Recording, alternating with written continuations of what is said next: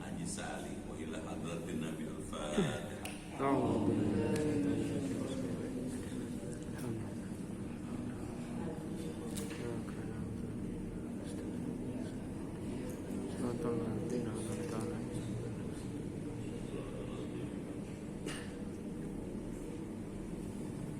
Bismillahirrahmanirrahim. Ya Fattah ya Alim, iftah abwaaba qulubina binuri ma'rifatik wa akhrij alaina min dhulumatil jahli wal wahmi ila nuril fahmi wal ilmi waftah alaina abwaaba ilmika kama fatahtaha ala anbiya'ika wa ulama'ika al-mutaqaddimin al-mutaakhirin wansur alaina rahmataka ya dzal jalali wal ikram. Allahumma sallimna wa sallim dinana wa sallim ahlana wa auladana wa dzurriyyatana wa sallim jama'atana wa la siyama jama'ah Masjid Al-Kautsar min afati dunya wal akhirah wa la tasluk waqtan naza' imanana wa la tusallit alaina man la yakhafuka wa la yarhamuna warzuqna khairai dunya wal akhirah innaka ala kulli syai'in qadir. Allahumma inna nas'aluka shifaan ajilan wa sihatan tamman lana wa la siyama ibu hajjah Siti Hanifah binti Haji Sa'ali. Isfiha ya syafi anta syafi la shifaa illa shifauka ya Allah shifaan la yughadiru saqaman. Rabbana atina fid dunya hasanah wa fil akhirati hasanah wa qina adzabannar. Walhamdulillahi rabbil alamin. Assalamualaikum warahmatullahi wabarakatuh. Bismillahirrahmanirrahim. Alhamdulillah thumma alhamdulillah. Wassalatu wassalamu ala rasulillah Muhammad ibn Abdullah wa wa ala alihi wa ashabihi wa mawalah, la hawla wa la quwwata illa billah, amma ba'd. Ma'asyiral muslimin wal muslimat rahimakumullah, yang terhormat pengurus Yayasan Masjid Al-Kautsar, yang terhormat pengurus DKM Masjid Al-Kautsar, Bapak Ibu hadirin dan hadirat sekalian, keluarga besar Masjid Al-Kautsar yang dimuliakan dan dirahmati Allah Subhanahu wa taala. Malam ini kita bersyukur dengan rahmat Allah dapat kembali hadir di Masjid Al-Kautsar. Untuk itu saya menyampaikan penghargaan yang tinggi disertai ucapan terima kasih atas pilihan Bapak dan Ibu hadir di majelis ilmu malam ini. Saya doakan semuanya masuk surga, badannya sehat, imannya kuat, ibadahnya giat, rezekinya luas, hidupnya berkah, usahanya maju, anaknya saleh, keluarganya sakinah, dan bisa husnul khatimah. Malam ini kita akan melanjutkan kembali kajian ilmu akhlak dari kitab Bidayatul Hidayah yang disusun oleh Imam Abu Hamid Al-Ghazali. Pada kajian yang lalu kita sudah sampai halaman ke-10, 3 baris dari bawah. Silakan, siapa mau baca?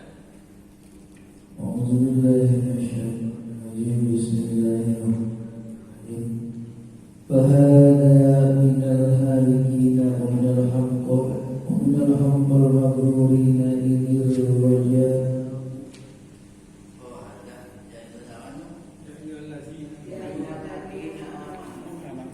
يا أيها الذين آمنوا لما تقولون ما لا تفعلون وهو ممن قال فيه رسول الله صلى الله عليه وسلم أنا من الدجال أخبر عليكم من الدجال فقيل يا رسول الله فقال له الرسول وهذا لأن الدجال ويجب الإذلال ومثل هذا العلم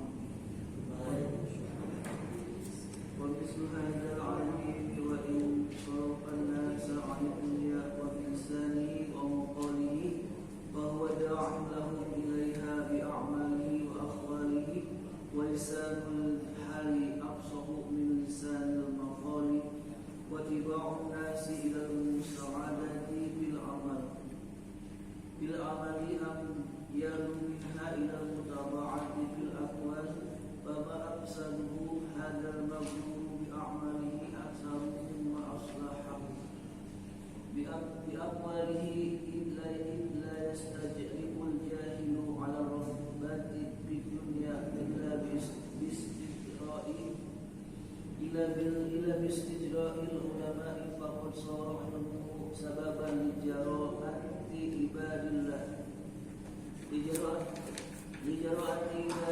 على معاصيه ونفسه الجاهلة مدلة مع ذلك تنهي وتنهيه وتدعو إلى أيمن على الله بعلمه وتخيل إليه نفسه أنه خير من كثير من عباد الله. Ya, bagus. Bapak Ibu yang dimuliakan Allah, apa maknanya? Pada kaji kita yang lalu, Imam Ghazali membagi orang yang belajar ilmu dalam 3 kategori. Ada 3 kelompok. Kelompok pertama, rajulun katanya, talabal ilmi liyattakhidhahu zadahu ilal ma'ad. Orang yang belajar ilmu Islam untuk menambah bekal menuju akhirat. Jadi orang yang belajar ilmu agar bekalnya banyak sehingga di akhirat selamat. Nah, orang yang kelas kategori pertama ini katanya orang yang beruntung, minal faizin, orang yang sukses. Kelompok yang kedua, kategori kedua, rajulun talabahu liyasta'ina bihi ala hayatil ajilah. Orang belajar ilmu untuk menolong atau membantu dia dengan ilmunya itu hidupnya biar senang di misalnya dengan ilmunya dia menjadi mulia, terhormat, katanya, banyak hartanya, jadi orientasi pada dunia. Nah, kelompok ini disebut katanya orang yang alim tapi tidak baik, orang berilmu tapi tidak bagus. Tapi ada kategori ketiga, orang yang ketika belajar ilmu istahwada ala syaitan, dikuasai syaitan, sehingga termasuk wa huwa rajulun ghafilun, orang yang gagal, yang lalai gitu. Kenapa? Karena dia belajar ilmu karena kepengen sohor, pengen beken, pengen banyak uang, pengen dikenal orang gitu. Ini termasuk minal ghafil, orang yang lalai. Nah, alasannya apa disebut orang yang lalai ini? Allah dalam Quran berfirman, Bismillahirrahmanirrahim, ya ayyuhalladzina amanu, hai orang-orang yang beriman, lima taquluna ma la taf'alun, mengapa kamu mengatakan apa yang kamu tidak perbuat? Wa huwa mimman qala fihim Rasulullah, dan dia itu adalah sebahagian dari orang-orang yang telah bersabda pada mereka Rasulullah sallallahu alaihi wasallam. Apa kata Rasulullah? Ana min ghairi dajjal, saya dari selain dajjal. Akhwafu alaikum minad dajjal, lebih takut katanya terhadap kamu sekarang daripada dajjal. Jadi ada orang yang paling ditakuti Rasul, lebih ditakuti dibandingkan menghadapi dajjal. Faqila, lalu ditanyakan kepada Rasulullah, wa ma huwa ya Rasulullah, siapa yang dimaksud orang yang lebih ditakuti Rasulullah, dikhawatirkan Rasulullah lebih dibandingkan khawatir terhadap dajjal? Faqala ulama usu, mereka adalah ulama-ulama yang buruk, ulama usu yang buruk. Dia punya ilmu tapi buruk, jelek. Wa hadza li anna ad-dajjal ghayatul idlal. Orang ini katanya karena bahwasanya dajjal itu tujuan akhirnya adalah mau menyesatkan. Wa mithlu hadzal alim, dan misalnya orang alim ini, perumpamaan orang alim ini, wa in sarrafa an-nas anid dunya bilisanihi, meskipun ia memalingkan orang-orang dari perkara dunia dengan lidahnya, wa maqali, dan perkataannya, wa huwa da'in lahum, maka dia itu adalah orang yang mengajak kepada mereka, bi'amali, kepada perbuatannya, kepada perkara-perkara dunia, wa ahwali, dengan amal-amalnya, dengan tingkah lakunya, wa lisanul hal, sedangkan lisan hal afsal min lisanil maqal, lebih fasih daripada lisan perkataan. Pendeknya, ya, orang yang ketiga ini nggak baik gitu. Watiba'un nas, dan watak manusia ilal musa'adah, kepada membantu fil amal, dalam berbagai amal, amyalu minha ilal mutaba'ah, adalah lebih cenderung daripada watak-watak mereka kepada mengikut ke dalam berbagai perkataan. Fama afsadahu hadzal maghrur, maka apa-apa yang telah dirusaknya oleh orang yang tertipu ini, bi'amalihi, dengan berbagai perbuatannya, aktsar mimma aslahahu, lebih banyak daripada apa yang diperbaikinya.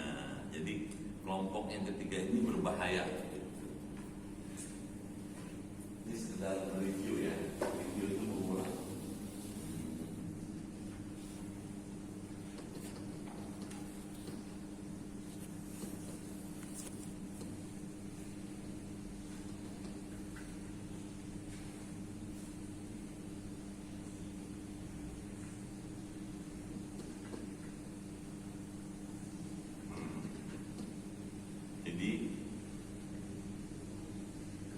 Klasifikasi manusia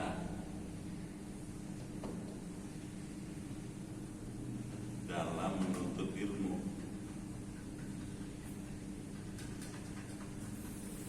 Nah, Al-Ghazali bagi tiga nih gitu. pertama orang yang al-faizin. Al-faizin, yang beruntung, yang sukses. Kenapa sukses? Karena motifnya Allah dan Rasulullah.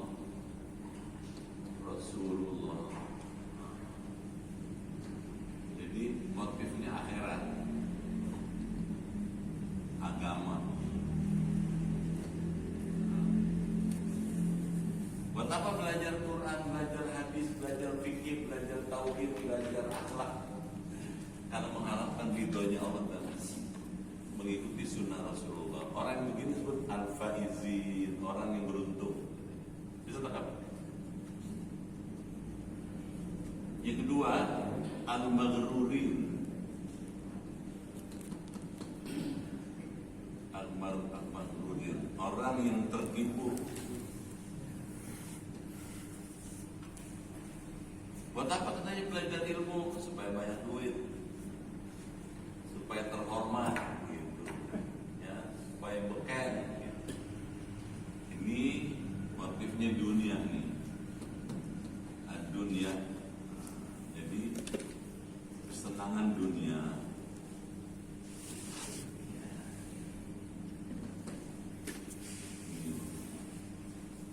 Ada ketiga, minal ghafilin.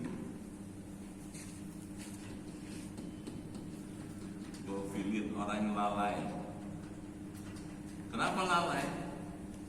Karena omongannya bener, gitu. Omongannya omongan ilmu, gitu. Ya. Pertimbangan ilmu. Ya. Tapi tujuannya dunia. Gitu. Ngomong sih ngomong ilmu, tapi tujuannya dunia. Gitu. Nah, kalau boleh disimpulkan, orang Al-Kautsar mesti yang sini nih, gitu. Belajar ilmu karena Allah, gitu. Saya karena Allah aja. Ngapain hujan-hujan ngaji? Gitu.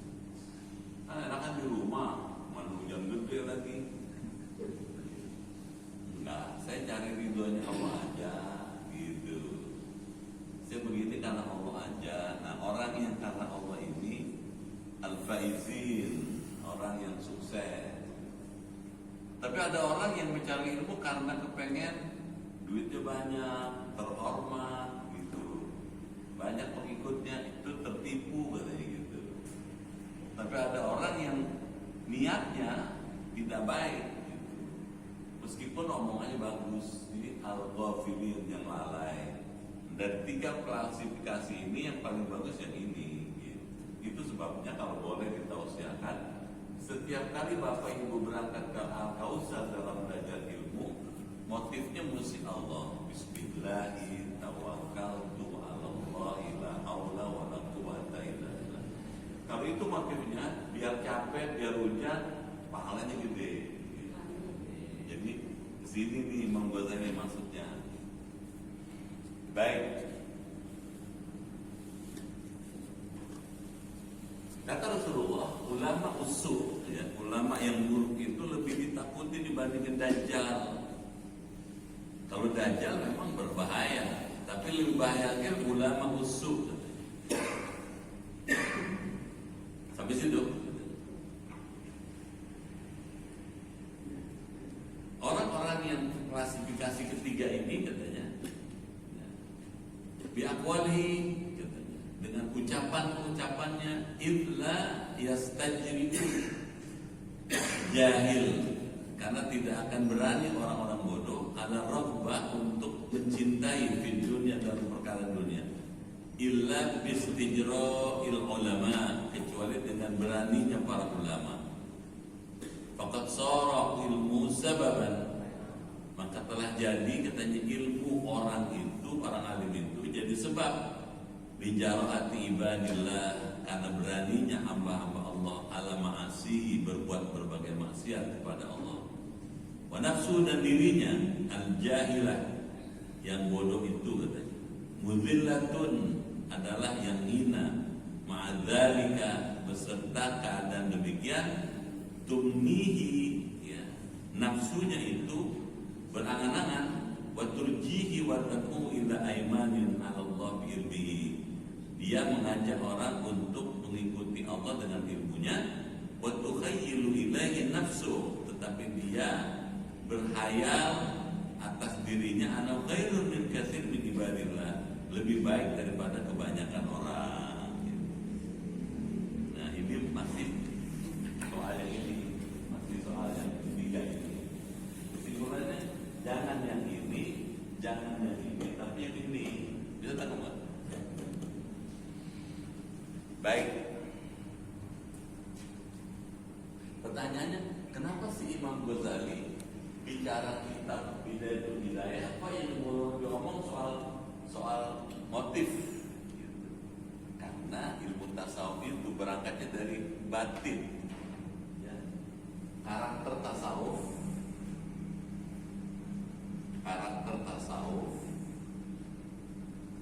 itu dari batin, segala yang terkait dengan batin ini.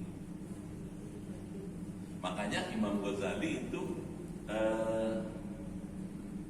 kalau kita belajar tasawuf, bab pertama dalam ilmu tasawuf bukan soal lain-lain, tapi bab pertama taubat. Kalau ilmu fikih bab pertamanya apa? Toharoh. Itu tangkap ya? Nah, kalau kita bikin perbandingan, ini fikih, ini tasawuf. Apa perbandingannya, bedanya? Kalau ilmu fikih yang dibicarakan amal praktis. Apa contohnya amal praktis? Sholat, puasa, haji, zakat, umroh, kan praktis semua tuh. Kalau tasawuf, amal batin. Itu tangkap nggak? Emang ngaji musim hujan begini. Tapi bapak-bapak ibu-ibu orang pilihan Allah. Mungkin se-Kelapa II ada ya, jangan se-Jakarta Barat. Paling mulia orang Al-Kausar. Orang-orang lagi pada selimut, naik selimut, pada di rumah, kita malah belajar tasawuf. Kalau fikih amal praktis, kalau tasawuf amal praktis.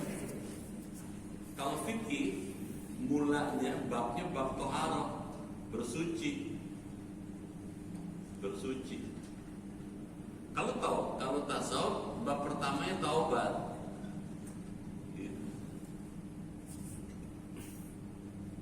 Kalau tasawuf yang mula-mula dibicarakan motif beramal. Kalau yang ini yang dibicarakan adalah prakteknya, ya, praktek beramal. Beda. Itu sebabnya kalau fikih disebut ilmu eksoterik, kalau tasawuf ilmu esoterik. Eso itu dalam. Kalau ekso ilmu luar gitu.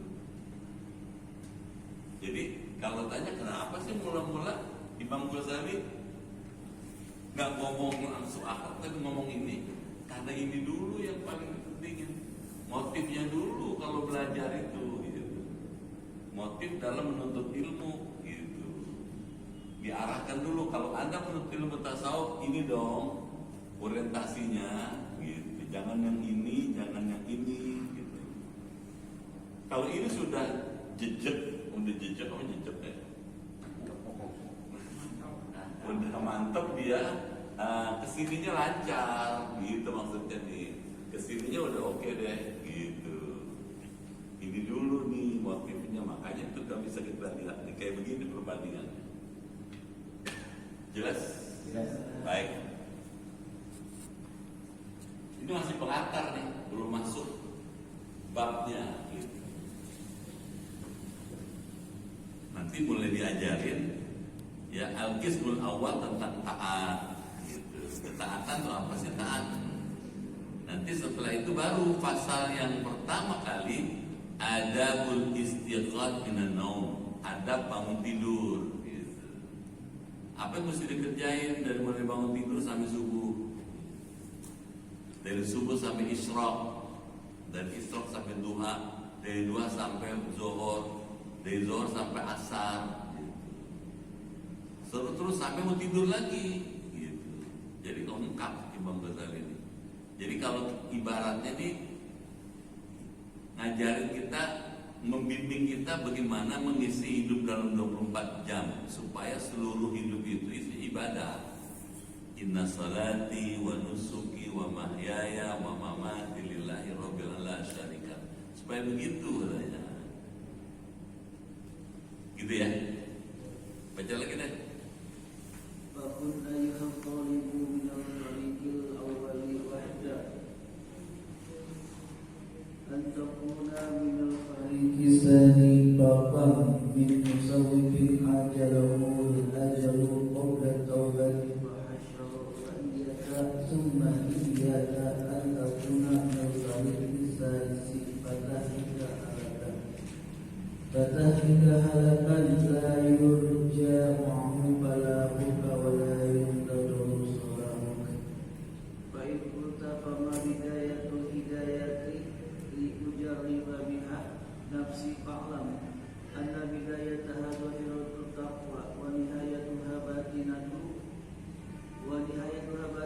taqwa fala aqibata illa bitaqwa wa la hidayata illa lil muttaqin wa taqwa mudaratun anil disari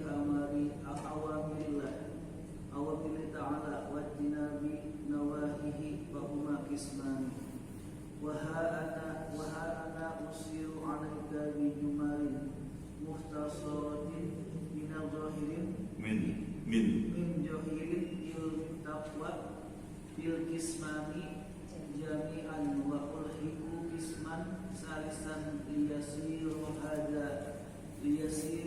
hadal kitab jami'an mubnian wallahul musta'an. Ya, bagus. Kita sekarang lanjut nih, masih pengantar. Setelah kita tahu ada 3 klasifikasi motif dalam belajar ilmu dalam Islam, terus apa arahannya Imam Ghazali gitu? Dari 3 motif ini, dari 3 kualifikasi ini, yang paling bagus yang mesti diikutin yang mana nih gitu. Fakun, maka jadilah engkau katanya. Ayyuhat talib, hai orang yang menuntut ilmu. Kita disebut talib. Talib itu bisa menuntut ilmu, bisa mahasiswa. Talib namanya. Kalau banyak tulab, jadilah engkau hai orang yang menuntut ilmu minal fariqil awal, dari golongan yang pertama. Tadi tuh yang pertama tuh yang paling bagus tuh yang al-faizin itu minim katanya. Wahdar, dan takutilah antakuna, engkau jadi katanya minal fariqil tsani, di antara golongan yang kedua. Jangan jadi kelompok yang kedua. Itu tadi itu yang orientasinya dunia. Buat apa ngaji-ngaji? Ya saya pengen banyak duit, pengen terhormat gitu, pengen beken. Fakam min musawwifin ajilu, maka berapa banyak orang yang menunda-nunda amal telah dipercepat dia al-ajal oleh ajalnya. Jadi jangan kelompok yang kedua. Takutnya apa? Kalau kita milih yang kedua atau motif yang kedua itu, nanti kita keburu ajal sebelum taubat. Fakhasara, maka merugilah ia. Wa iyyaka, dan takutilah. Summa iyyaka, dan takutilah. Antakuna minal fariqil tsalits, bahwa engkau jadi di antara orang golongan yang ketiga. Fatahliku halakan, maka akan celaka engkau dengan kecelakaan la yurja ma'ahu, yang tidak dapat diharapkan. Falahuka, kebahagiaanmu bersamanya, wala yuntadharu salahuka, dan tidak dapat ditunggu-tunggu kebaikan kamu. Jadi kalau pakai bahasa yang begini, ini dari 3 klasifikasi ini yang paling bahaya nih, paling berbahaya. Kalau ini ada baiknya, cuman khawatir belum sempat tobat udah keburu meninggal. Kalau ini bahaya banget dunia akhirat. Padahal orang alim dia. Yang bagus segini gitu. Bisa tangkap ya? Diarahkan oleh Imam Ghazali.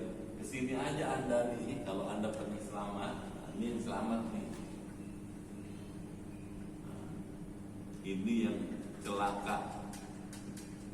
Ini yang rugi. Tuh gitu. Baik.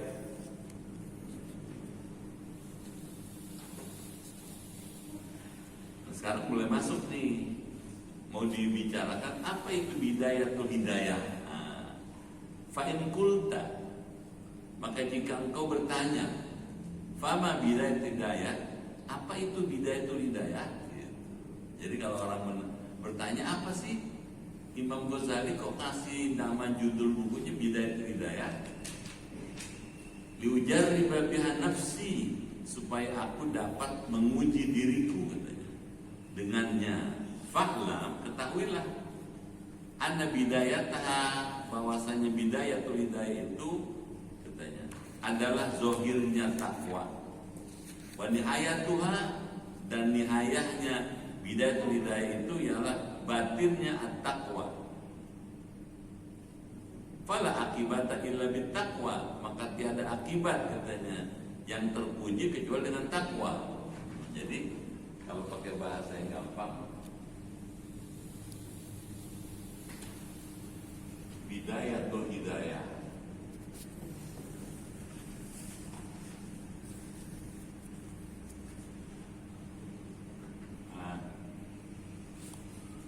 bidayah atau hidayah kalau dilihat aspek lahiriahnya,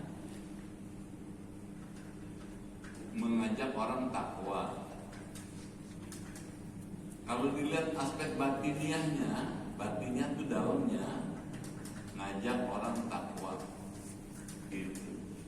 Jadi luarnya takwa, dalamnya takwa. Supaya apa? Takwa itu luar dalam. Bisa tahu nggak? Belum pada minum kali ya. Luarnya takwa, dalamnya takwa. Gitu. Bagaimana luarnya takwa? Supaya perilakunya sehari-hari mencerminkan ketakwaan. Batinnya juga takwa. Gitu. Apa sih takwa? Katanya, melaksanakan yang diperintah. Melaksanakan yang diperintah.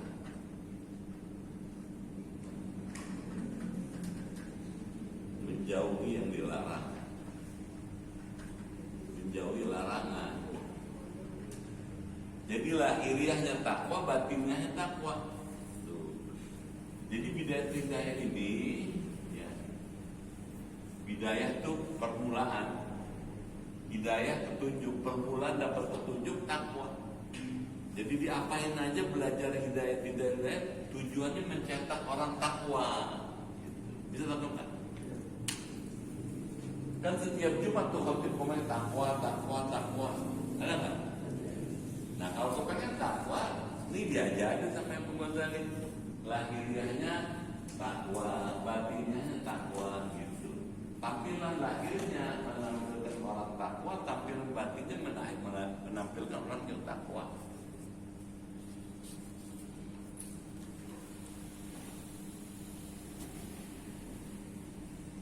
Fa'lam, ketahuilah anna bidayatah zahiratut taqwa, bahwa bidayah itu zahirnya takwa, wa nihayatu batinuha, katanya.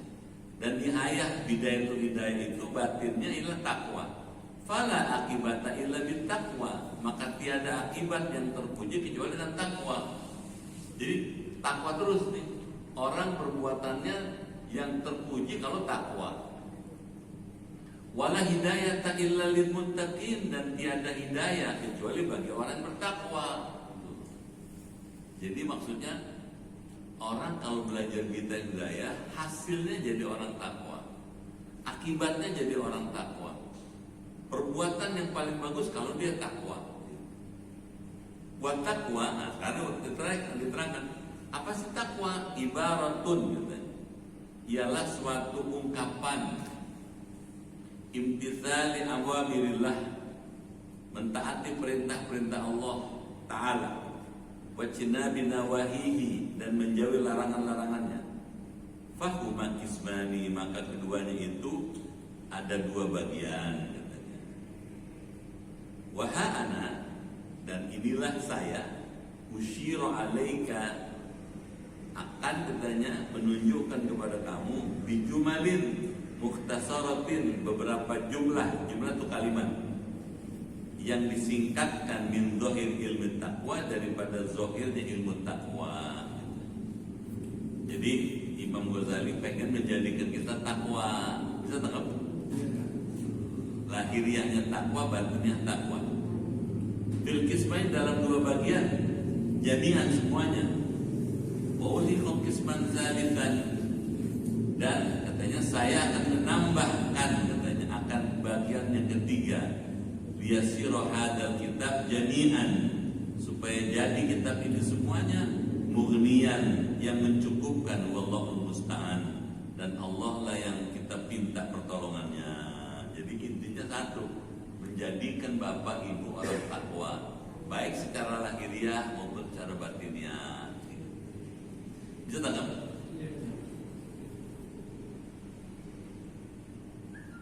Saya tawarin sekarang, menanya dulu atau menterus dulu atau mau berhenti?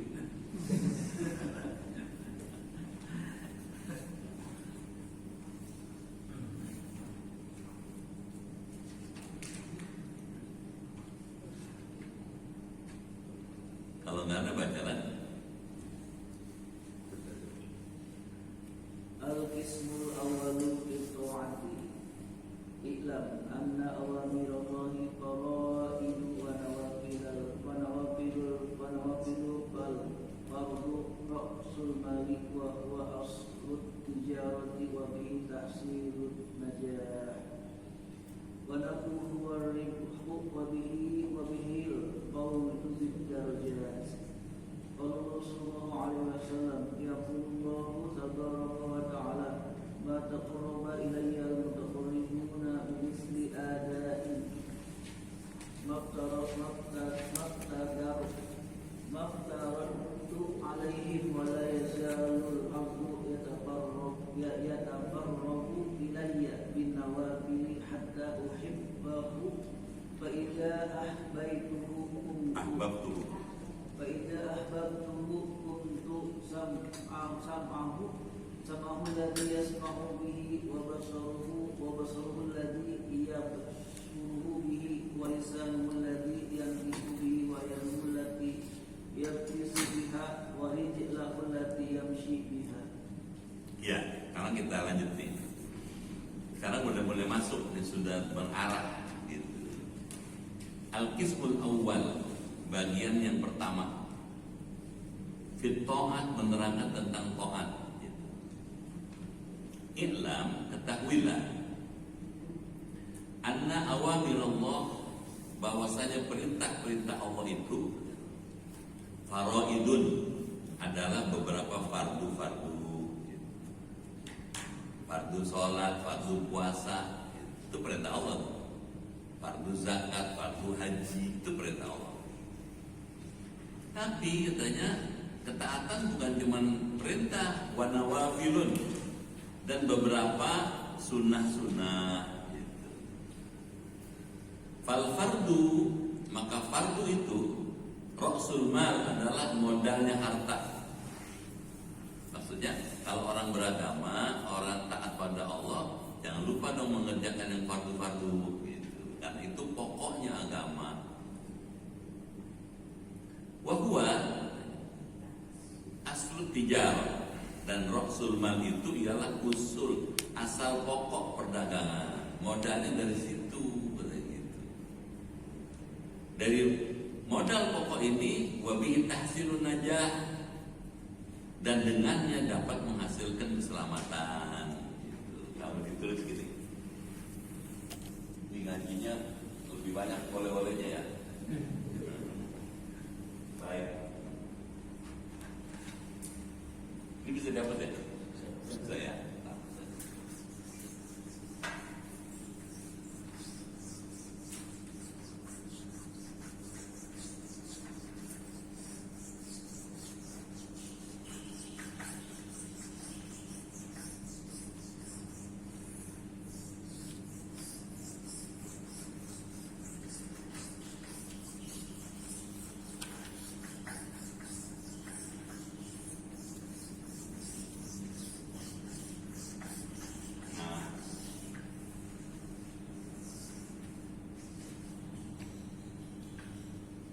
Tadi sudah kita sepakati bahwa kitab Bidayatul Hidayah itu akan mengarahkan setiap orang belajar kitab itu menjadi takwa. Setuju ya? Takwa nih, kesini dia.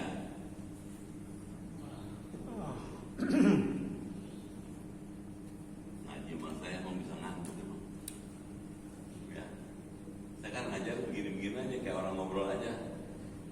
Ya, ada kalau guru ngajar berteriak-teriak sampai sininya begini nih. Masih ngantuk juga ada. Takwa.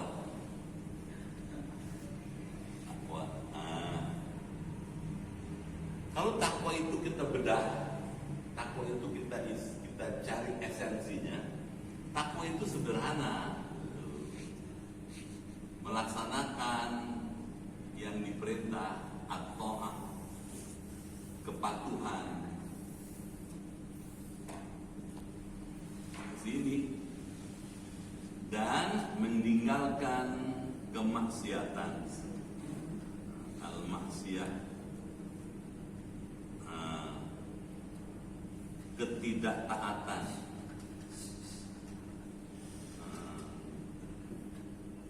Ini kita nih melaksanakan kepatuhan, menjauhkan ketidakpatuhan. Gitu.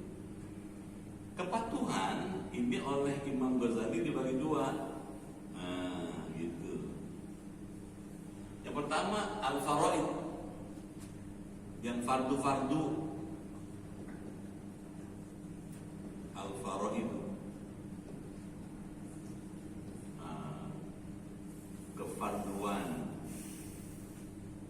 kefarduan. Misalnya sholat 5 waktu itu kefarduan tuh. Puasa Ramadan ini kefarduan. Zakat, haji, bagi yang mampu tuh gitu. Jelas ya? Tapi selain kefarduan, ketaatan atau kepatuhan itu isinya juga an-nawafil. An-nawafilu, kesunahan. Kalau bahasa lain, hal-hal yang bersifat fakultatif. Sunnah itu fakultatif. Ya. Apa contohnya? Sholat rawatib, ada kan? Diam aja deh. Jangan udah capek kan ini. Ustaz, gue udah capek masih ngajar aja. Fokus Fokus ya. Sholat rawatib, qobliyah, ba'diyah itu rawatib. Ada sholat nawafil. Sholat nawafil misalnya duha, tahajud, witir, itu sholat nawafil. Kalau puasa Senin Kemis. Kalau puasa tuh. Selain bayar zakat, kalau zakat kan fardu, ada sedekah. Jadi orang yang belajar Bidayatul Hidayah itu nanti akan diarahkan di samping mengerjakan yang pokok-pokok juga mengerjakan yang sunnah-sunnah gitu. Benar kan? Kalau haji itu wajib, ada yang sunnah, umroh gitu. Umroh tuh gitu. Oh kemarin nih mau diarahkan ke sini tuh. Nanti bapak dan ibu akan diarahkan ke sini nih. Gitu. Pertanyaannya, kenapa kayak pakai mesti diarahkan ke sini-sini segala? Apa nggak cukup yang fardu-fardu aja? Nah gitu. Pakai segala sholat sunnah, sholat fardu aja udah cukup dah. Nanti dikasih tahu kenapa yang sunnah-sunnah juga dikerjain. Gitu. Ada hadisnya, ada diskusi malah.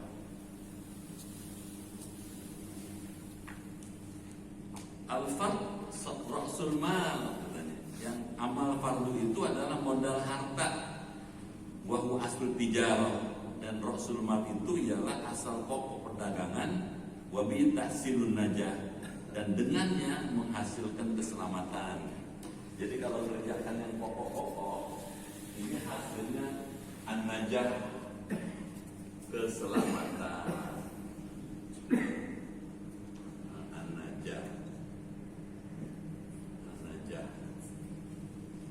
Selamat. Tapi kita bukan cuma sekedar pengen selamat gitu. Bukan cuma sekedar pengen mendapatkan keselamatan gitu. Tapi juga wa naflu huwa al-ribhu. Sedangkan sunnah adalah labanya gitu.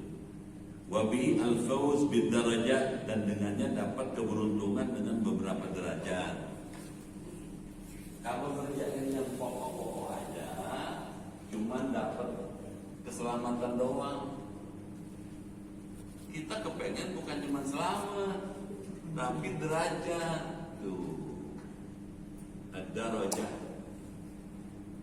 ad-darajat, hidup mulia, terhormat. Tuh, pengen di sini. Bukan cuma selamat, tapi juga derajat gitu. Kalau pakai bahasa lebih dalam lagi kata Ustaz Sob, orang belajar hidayah itu ujungnya supaya bukan cuma masuk surga, ini surga nih, tuh, tapi juga kepengen liqa Allah, bertemu Allah, liqa Allah, berjumpa Allah. Ini bonusnya, ini balasan pokoknya gitu. Bertemu Allah di surga, gak mungkin di neraka. Jelas?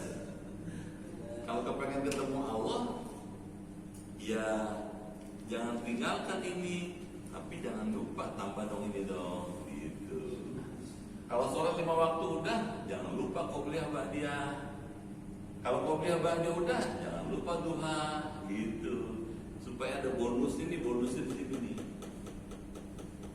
Kalau menurut ilmu tasawuf, sebesar-besarnya balasan Allah, setinggi-tinggi nikmat yang Allah berikan kalau pada orang yang beramal saleh, kalau ketemu Allah gitu. Masuk surga indah, lebih indah lagi ketemu yang punya surga dong. Benar? Jelas kan? Misalnya gini nih Pak, Bapak cinta sama istri, tiap hari sebut-sebut tuh mun. Kebetulan di sini Maimunah, panggil mumun gitu. Sampai double mulutnya panggil mumun aja gitu. Saking senengnya dia, kebayang aja kalau yang mumun ingat aja itu cantiknya si mumun. Begitu ketemu itu, ya itu semua yang ada di sekitar si mumun udah nggak ada yang bagus dah. Cuman mumun doang yang paling bagus. Lupa udah. Bisa nggak bayangin? Kenapa? Itu yang diuber, itu yang tuju gitu. Yang lain nggak direken. Ini aja nih, sama. Kalau orang pengen ketemu Allah, gitu. Setiap hari kita sebut-sebut, bangun tidur nyebut Allah, Allahu Akbar, Allahu Akbar. Zohor ketemu lagi, baca lagi takbir. Asar, maghrib, isya, subuh, terus gitu. Nah, begitu ketemu, padahal ketemunya di surga. Surganya itu terasa udah nggak ada nikmatnya. Yang paling nikmat ketemu Allah, no. Makanya kan sholat kita, ibadah kita bukan karena surga. Inna salati wa nusuki wa mahyaya wa mamati bukan lil jannah. Kedengeran enggak? Jadi kalau belajar tasawuf itu jadi paradigma berpikirnya udah lebih fokus tuh. Saya begini karena Allah, no. Bukan surga. Paham ya? Masuk surga indah, lebih indah lagi ketemu yang punya surga. Gitu. Jelas kan? Makanya kata Imam Ghazali, motif orang beramal itu katanya ada 3 macam. Motif beramal, kalau tadi motif belajar. Ada orang beramal ibadah motifnya karena pengen masuk surga. Kata Imam Ghazali, kalau orang beramal beribadah karena pengen masuk surga, kayak pedagang. Ke pedagang cari untung. orang kalau dagang kan pengen untung terus, nggak mau rugi dia. Asal dia bekerja pengen untung aja, untung itu dagang bagus saja. Kalau ada orang ibadah, sholat, puasa, kenapa kamu ibadah, sholat, puasa? Saya takut masuk neraka. Kata Imam Ghazali kayak pegawai. Itu pegawai nggak? Pegawai itu kalau bosnya dekem sono, lagi duduk di sono, dia tetap kayak sini nih. Kan bosnya ada sono, no. Maunya bosnya rapat keluar, udah yang nyelonjol, yang baca HP. Kenapa yang ditakut udah pergi?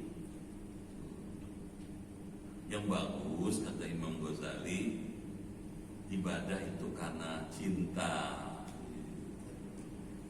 Gimana nalarnya? Gitu. Kalau orang ibadah karena cinta, gitu, apa aja yang dia lakukan sepenuhnya karena cinta. Gini nih gampang lagi nih. Si Mamat punya istri si Mumun. Gampang biar gampang. 11:30 si Mumun minta dibeliin mie tek-tek. Tahu mie tek-tek? Kalau tuh kampung saya tuh kalau malam tek-tek itu tukang mie goreng. 11:30 hujan. Bang katanya, enak aja makan mie tek-tek nih bang. Si Mamat langsung aja ngambil jaket, ngambil payung, ngambil sepatu bot, pakai sepatu bot keluar. Kenapa pakai sepatu bot, pakai payung? Hujan. Ketemu sama Hansip, no. Satpam ya Hansip dong. Kalau dulu Hansip namanya. Mau kemana Pak? Katanya malam-malam. Cari mie tek-tek. Buat siapa? Buat ibu, no. Dibela-bela hujan, basah, berdingin-dingin. Kenapa? Karena cinta. Sudah dapat nih deh, gitu. Seneng dia bisa nyenengin istrinya. Karena cinta dia. Dia rela berdingin-dingin, bercapek-capek karena cinta. Coba kalau nggak cinta, kata si Mumun bang, katanya, enak makan mie tek-tek, utek lu kemana? Bukan otak, utek lu kemana? Lu nggak ngerti, hujan lo di luar no. Lu kan bukan anak-anak lagi, lu udah tua bangka, diomelin malah bini. Dibeliin enggak? Diomelin aja kan kasihan. Kenapa? Karena nggak cinta. Gitu. Tuh, kita kira-kira gini Pak. Kalau Bapak cinta kepada Allah, begitu dengar ajan cepet. Allah manggil saya nih, gitu. Malah lebih bagus lagi, belum ajan udah datang ke masjid. Kira-kira begini, kata si Mumun, belum jadi istri nih, bang, jam 7 ketemu di halte ya. Setengah 7 si Mamat udah datang di halte. Panjang matanya kemana nih si Mumun. Kenapa? Karena cinta dia. Sama orang kalau cinta sama Allah, belum ajan ke masjid dia. Udah duduk siap dia nerima tugas. Tuh. Coba kalau nggak cinta sama Allah, begitu dengan ajan, cepet amat udah ajan lagi. Ada nggak? Ini belum kering wudhu udah ajan lagi asar. Barusan aja lohor itu bilangnya. Nah cinta, jadi cinta mahal. Nanti kita belajar tasawuf mahabbah namanya, tasawuf cinta. Nah, kalau dilihat, ya, buat apa nih kita mengerjakan yang sunnah-sunnah? Nah, di sini nih ada firman Allah dalam hadis qudsi. Qala sallallahu alaihi wasallam yaqulullah tabaraka wa ta'ala. Berfirman Allah Ta'ala katanya, ma taqarraba ilayya al-mutaqarribun, katanya. Tidaklah bertakarub mendekatkan diri kepada aku, katanya. Akunya Allah. Orang-orang yang bertakarub semisil, katanya, menunaikan maftaradtu alaihim, apa yang telah aku fardukan kepada mereka. Wala yazalul abdu, dan seorang hamba senantiasa bertakarub ilayya bin nawafil, kepada aku dengan mengerjakan berbagai ibadah sunnah, hatta hibahu, sehingga aku cinta kepadanya.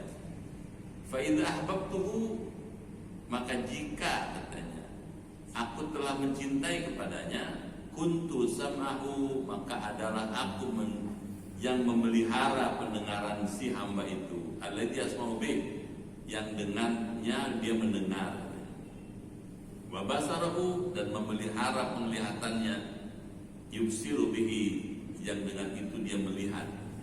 Wa lisanuhu, dan aku menjadi lisannya, alladzi yantiqu bihi, yang berbicara ia dengan lisannya. Wa yadahu, dan memelihara tangannya, allati yabtishu biha, dengan tangan itu dia kemudian melakukan amalnya. Warijlahu, dan memelihara kakinya, allati yamshi biha, dengan apa dia berjalan. Nah, kalau itu seperti itu, kan, kenapa selain mengerjakan yang fardu, mengerjakan yang sunnah? Ini kalau ada orang mengerjakan fardu dan mengerjakan yang sunnah, ini dia. Nanti Allah merespon, respon Allah nih. Apa responnya? Satu, tuh, Allah menjadi pendengarannya. Dengan apa dia mendengar? Dua, Allah menjadi penglihatannya. Dengan apa dia melihat? Tiga, Allah menjadi tangannya. Dengan apa dia memegang? Allah akan menjadi kakinya. Dengan apa dia melangkah? Dan yang kelima, Allah akan mengabulkan doanya. Gitu. Nah, orang yang kayak begini disebut wali, kekasih kesayangan Allah. Jadi belajar tasawuf itu ujungnya menjadikan kita menjadi wali bin auliyaillah. Orang yang disayang Allah, gitu maksudnya. Amin. Cuman kalau diterangin terus sih nggak pulang-pulang apa deh. Ini dulu ya, sudah terarah tuh kemana nih ngaji tujuannya nih, gitu. Sudah mulai fokus tuh. Gitu. Alhamdulillah. Gitu. Jadi menurut saya sih bagus banget nih kita. Ya, keliru kalau ada orang bilang jangan belajar tasawuf bid'ah. Nggak ngerti dia. Belajar dulu baru tahu isinya. Ini belum belajar main ngatain aja. Jelas tuh. Orang kalau nggak belajar tasawuf kemudian ngomong tasawuf bid'ah, kayak orang nggak biasa, nggak pernah makan gado-gado, bilang gado-gado nggak enak. Paham itu? bijaksana dong. Nggak pernah makan gado-gado, gado-gado nggak enak.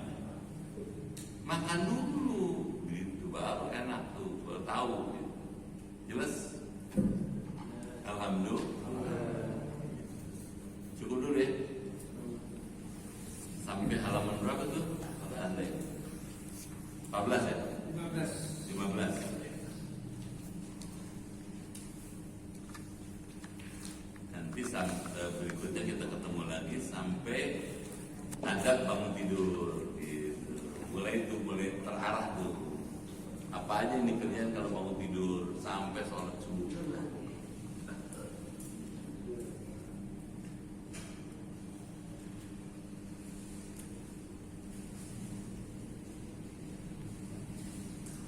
Jelas? Baik, kalau jelas kita tutup dah. Kita makan roti mendingan.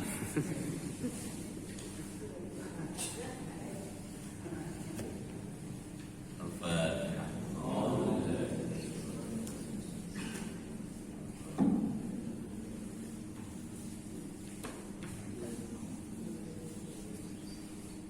Bismillahirrahmanirrahim.